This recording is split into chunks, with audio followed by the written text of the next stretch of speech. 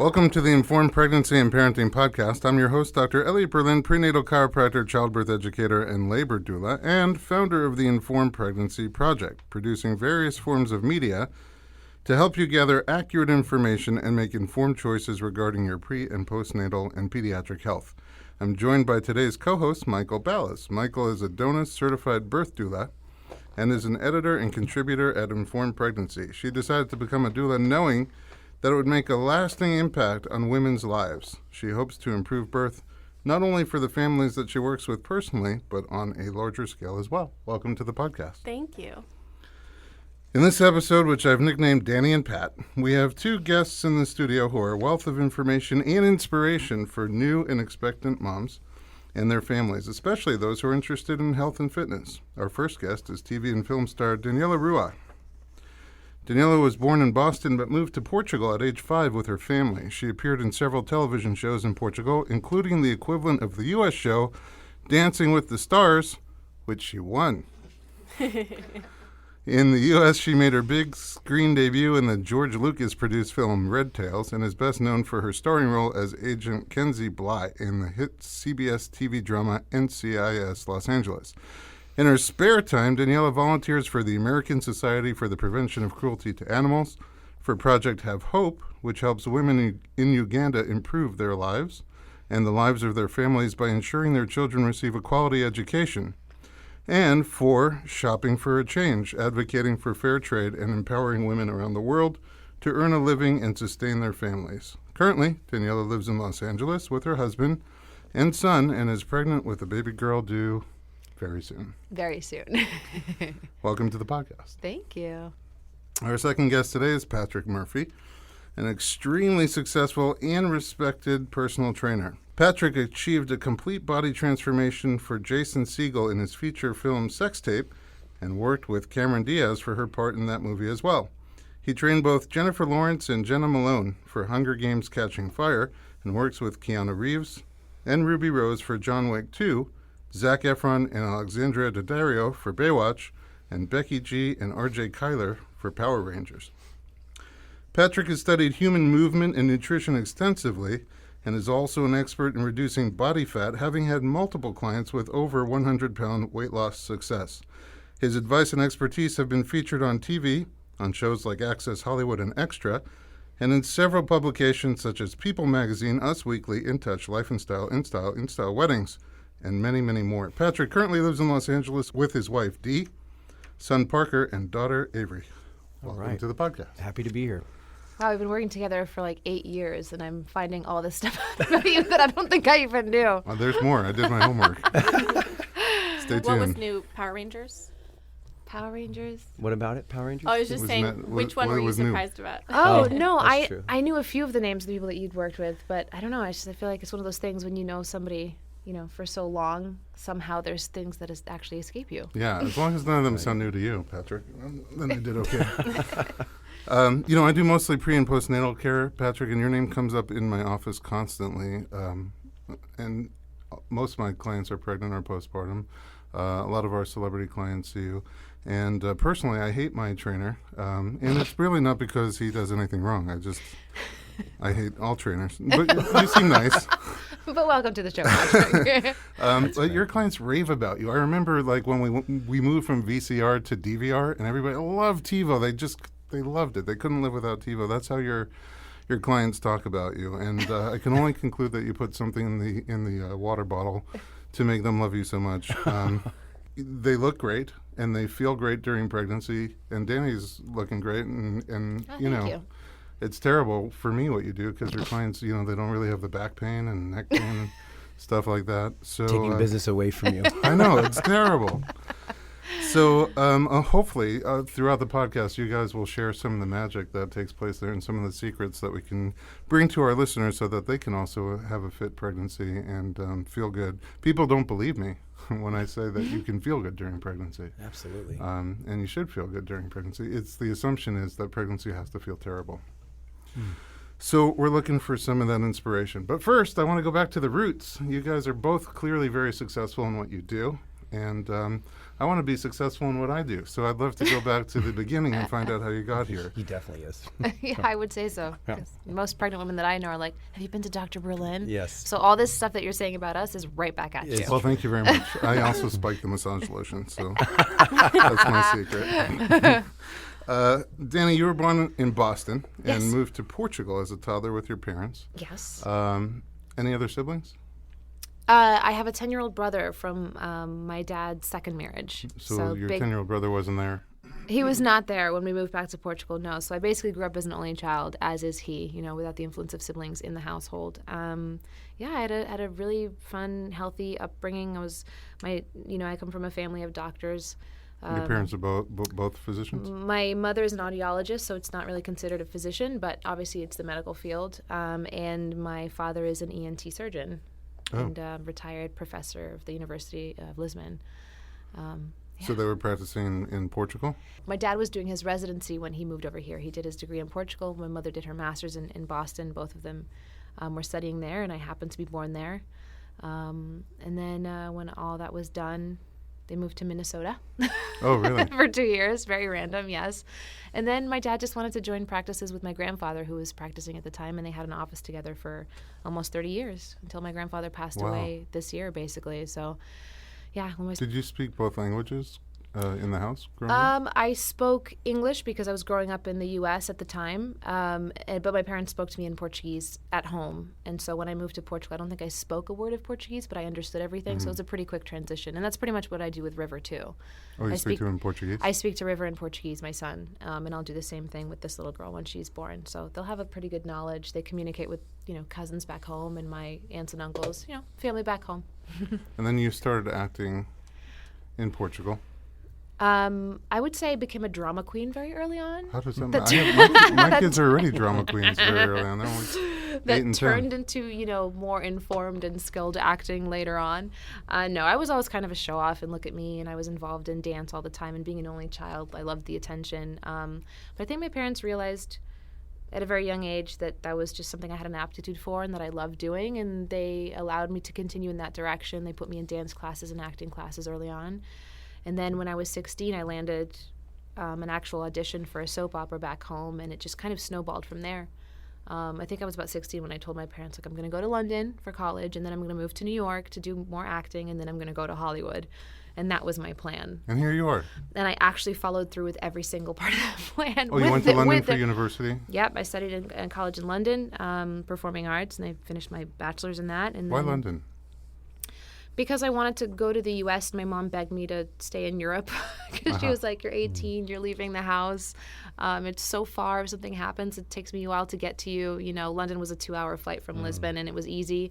And, let's face it, the reputation for acting education in London is, the same as New York or L.A. It's a great place to be for acting.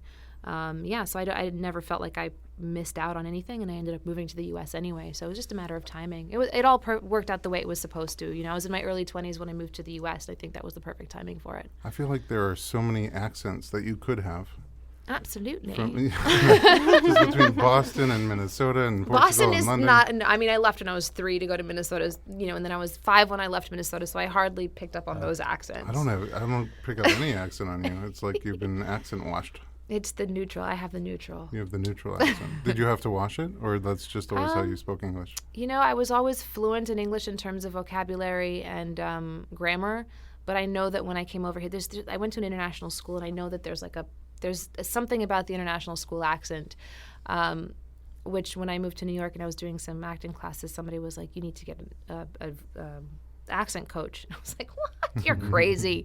And then I listened to myself on tape, and I was like, oh dear God, I need to get an accent coach. I really sound. I never got the accent coach, but moving to LA and trying to stay away from the stereotype of like, oh my God, this is like so LA. It just kind of like neutralized. Not trying to offend anybody in Los Angeles, but there's every state has its accent, and right. That's it. Patrick's like, I grew up here. That is not how we speak. You went back to Portugal from London before coming here. I did for 2 years, yeah. For something specific? Or I had finished college, and I just wanted to work a little bit more, I guess to put more money in my pocket before moving to the U.S. because I knew I had work when I would come back.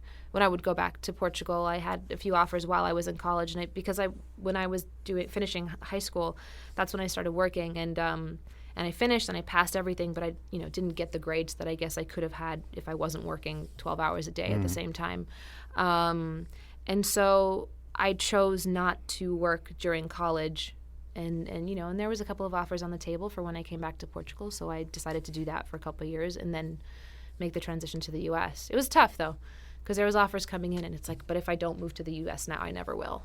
What about Danza Comigo? Oh, Danza. It sounds Dance, right. yeah. Danza Comigo. That means dance with me, and it's our equivalent of the Dancing with the Stars, yeah. You were on the first season ever. The first season in Portugal. And I would watch it while I was in college in London, which was so much fun. So when I got the call in Portugal, I was like, yes. This is a no-brainer. I mean, you had a dance background too, so yeah. Going into and like I said, I'm a total show off. So so it was fun for you. Well, I mean, there was people of all sorts of backgrounds. The rules back home are slightly different than what you have here. In the U.S., you stick with the same partner the whole time. They choreograph. Back home, it's much smaller, and so you had 2 male dancers and 2 female dancers that would rotate between contestants. So it's a little bit of a different format, but it was really, really fun. I watched some video clips on YouTube. Oh dear, They look I look great. so different. You My look so hair's different, like orange and long, and I would never know. You look the same to me. That's so funny. I'm faceblind, but but I'll tell you what you look. You look like you're having a lot of fun. I do, yes, for sure. I had tons and tons of fun. It was, people asked me if I would do it here, and my first response is maybe not, because I think that was, back then that was something fun I did, and I think I've moved on from that, but it definitely was one of the most fun experiences of my life. And the final was live in front of 8,000 people, and I've never been in front of that many people before. So it was just sort of like hunker down, focus, do your dance. I mean, you don't. I mean, at least now you don't seem to get very nervous. Well, we're 4 people in a close. No, I know but I you don't. in general. No, I don't. Outside of here, you don't seem like the nervous type. You seem like, I'm gonna just go do this. Yeah, pretty much. The trait of successful actors. Well, I don't know. There's a lot of Just do successful people. Yeah, but there's a lot of successful people out there who are really shy. You'd be surprised how many people are actually really shy. I don't know. I just am not. I used to forget choreographies. I did gymnastics before dance when I was very young. And I was kind of known for forgetting the sequences because I would get so nervous, and I would just kind of improvise and make it up, which would give me no points because you need to do specific things to get certain points. But I would still, I'd still smile and do what I had to do, and, But yeah, so, yeah, I don't know. When you came to the U.S. after 2 years back in Portugal, did you still not have an agent, not know anybody, not know what you were getting into? No, not at all. I enrolled in acting school at the Lee Strasberg School in New York because I didn't know anybody. I didn't have an agent. I didn't know how the business worked here. I realized by working in Portugal and then studying in London that just in those 2 countries, the way the business worked was so different. I didn't even understand what SAG was all about, our union. And so I kind of took that first year, as to meet people and to learn about the business, because it is a business. There's a reason why it's called show business. You can have all the showy part you want, but it is a business. You didn't have any business background. I have 0 business background, Right. which if I have some time off, I might go study business because I think it's actually important. I've realized that now, how important it is. But I took a bunch of student jobs and unpaid jobs, and there's a few websites in New York that you non-union acting jobs that you can just kind of like start your reel with, and one of those jobs was an actor who was looking for people to do a table read, and he didn't have any funding for the script that he'd written, so this was to be read in front of possible funders, and at this job, which was unpaid. There was a casting director who was a casting director for Guiding Light at the time, which is now since been canceled. And we just kind of hit it off. He was a lovely man. And he said, "Do you have representation?" I said, "No, not right now." And literally about a month later, I get a call from the person who is now my agent. Oh, and wow. I've been with her for going on 10 years. Wow, that's incredible. So it was just one of those, like, right place, right time, just put myself out there, did what I could. Yeah, and kind of learned about the business as I worked in it. I got very lucky. I mean, you seem to know a lot about the business side of it as well, even though you don't have a business background. You just learn as you go. Yeah, I think so. I think there's a lot of stuff you can learn in a classroom, but there's also a lot that you learn on the battlefield, so to speak. Set etiquette. There's certain things that you just don't learn in a classroom. I'll learn how to break down a script. I'll learn the beats of a scene. I'll learn how to get into character or exercises that can aid me to do that. But, no one's going to tell me how to treat the crew around me or, what I can do and what I can't do, what I can ask for, what I can't ask for. And it definitely is, something that you learn on the job. We are going to take a quick commercial break. Don't go anywhere. We'll be right back.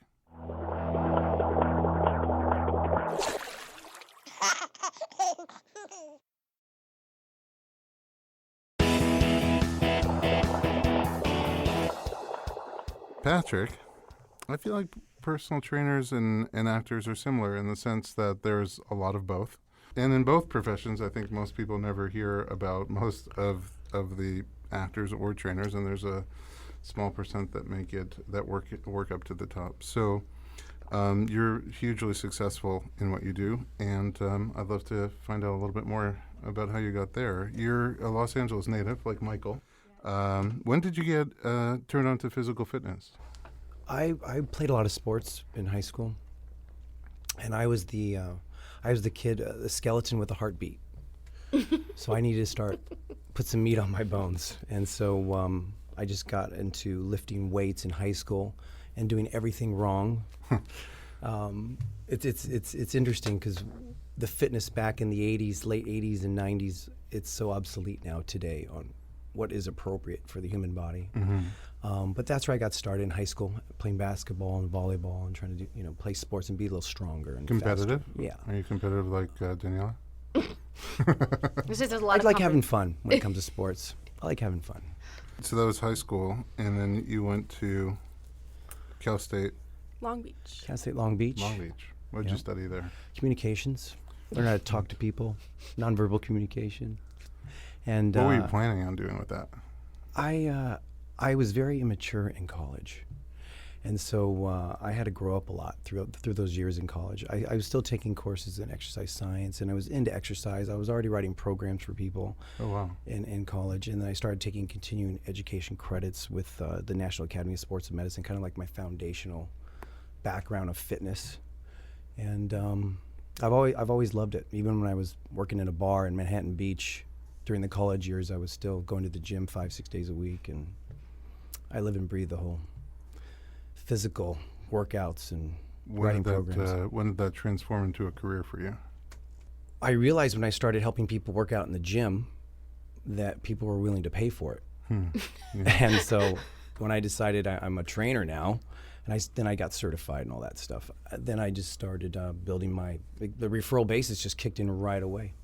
And I started getting people amazing results, and just took off from there. So I imagine your communication background's really helpful for training. I could be a good listener for sure, absolutely. I grew up with 5 sisters and a brother. Wow. So I have Where were you in the? Second to the youngest, so I was up there looking up and hearing it all and taking it all in. And keeping quiet. Yeah. Let's just say Patrick knows a lot of my secrets. Well, He does. People do share a lot with me. I mean, and you're like, keep working. Yeah. That's ideal for a juicy podcast. Yeah, so, because you also do nutrition. It's not working out alone. It's a combination of working out and eating well. Yes. That's all I've studied for 20 years is nutrition and exercise. I live and breathe it. I love it. You're still constantly learning. Oh, science is ever changing in my field. So there aren't absolutes, So even when I learned at whatever class or course I took in the 90s, a lot of it's obsolete. Mm-hmm. Even how to stretch someone. All calories aren't created equal, and that's what I learned in a course 10 years ago. So there's a lot of changes. And our whole food industry has changed a lot too since the mid-90s as well. So I've had to keep up with that to try to, get my clients to eat the cleanest possible, to get the most out of what they're consuming, to create positive energy for their body, and to implement the best exercises for the human body. I feel like with nutrition, it's like nutritional therapy, and there's a big therapy component to it. I don't think it's that challenging to figure out which of the foods before me are going to be better or worse for me. It's like, why do I want the one that's worse? and how do I, get excited about the one that's better. So I think the fact that you grew up listening to Five Sisters probably comes in handy for you. What else do you think sets you aside? I mean, because again, the people who work with you. First of all, everybody tells me you got to go work out with Patrick. Like, you got to get healthy with Patrick. You owe it to your family to get healthy with Patrick. Like they're like mad at me for not getting fit with Patrick. But the people that come out from you, I just can't describe it. They're just so in love with what you're doing with them, and also having fun. Like I hate working out. Maybe it's just me. Do you work out, Mychal? I do, yes. Do you like it? I do, yes. Maybe. And Dani, you love it. I do like working out a lot. I like working out with Patrick. Even when I go to the gym and I'm by myself and Patrick's not training me that day, I'm just like, where do I start? Because I've gotten so used to working out with Patrick too. I'm also lucky because my husband is very active. He's one of those rare people who do not need external motivation to work out. Mm-hmm. And most people are not like that. No. He's just like, I got to do it because I'm a certain age and I want to preserve my body. And he's a stunt guy, so he gets injured all the time, and so to prevent injuries or to make them worse, he has to stay healthy. He has to stay healthy, both fit. nutritionally and physically. So, to have that at home also helps. Maybe it's just me. I feel like the opposite. I need 9 people to pick me up and drop me on the treadmill. And then Treadmills are so boring. You gotta find something fun to do. But the beginning is always hard. I mean, even I who like exercising, when you start exercising, that's never fun. As soon as you see that pound drop or that muscle tone start to show up, you're like, ooh, this is working. And then that almost prompts you to keep going. But those initial training sessions, I mean, I'm sure you know from a bunch of clients, Patrick, but, it's tough to get started. Yeah, I don't know if I've ever gotten to that point. I always feel like I have to trick my brain into forgetting that I'm working out. And I feel good afterwards. Don't get me wrong. Like as soon as the session's up, but maybe I feel good because I'm done. I don't know. It's endorphins. Yeah, It's endorphins. Absolutely. Yeah, I feel good afterwards, but it's not like I'm addicted. I feel, and the food is the opposite. I feel bad afterwards. Okay. But I always go back to the food. I'm never like, maybe I'll go get a good workout in today. Yeah, well, the body heals itself through circulation. So the lack of circulation is the root of all evil, one of my statements. Well, that's interesting. So the body heals itself through blood circulation. That's what physical therapy is all about. That's what digestion is all about. We're built to circulate blood. That's what the heartbeat's all about. That's what the heart's for. It cleans the body. So exercise is all important. The human body's not meant to do what we're doing right now, and that's seated. Sitting around. I don't mind walking around in here. Just with microphones, Yes. holding microphones, just walking around in a circle. All right. Do you relate things in your practice to our evolution as humans? Oh, that's interesting. That's a light question. Go for it. Yeah, that's really good. One thing, I don't allow my imagination get away from my workout program. So I really focus on the anatomy and how to create positive rhythm for our joints. So there's proper ways with resistance on how to create those perfect rhythms for your knee, for your ankle, for your shoulder. And my approach is to always implement the perfect anatomical position for the human body. That's where the muscles, the length and tension relationships of your muscles are at best, and it's the standing position in neutral positions. And that's kind of the foundation of the exercises I implement, is to promote good posture and alignment and neutrality. That's so interesting because I feel like most workout programs or videos, I'm always like in a crazy like pretzel or something and it doesn't always feel great. It's called strain training, and those are people's imagination getting away from true anatomy, and it's everywhere. It's in every gym. You see, it's kind of the monkey see, monkey do concept. People see it and then they go do it. My gym has an awesome smoothie bar. And when my wife told me I should spend more time at the gym, I just ended up having more smoothies and watching monkey see and monkey do. Right? There's a guy at the bar. I'm going to go do what he's doing. That's right. I'm doing bicep curls. I'm lifting my drink. That's a whole other concept. I don't know if that smoothie is actually good for you from my standpoint. Doesn't seem to be doing anything good for me. We're just warming up. Tune in to part 2 of this 3-part series with Daniela Ruah and Patrick Murphy.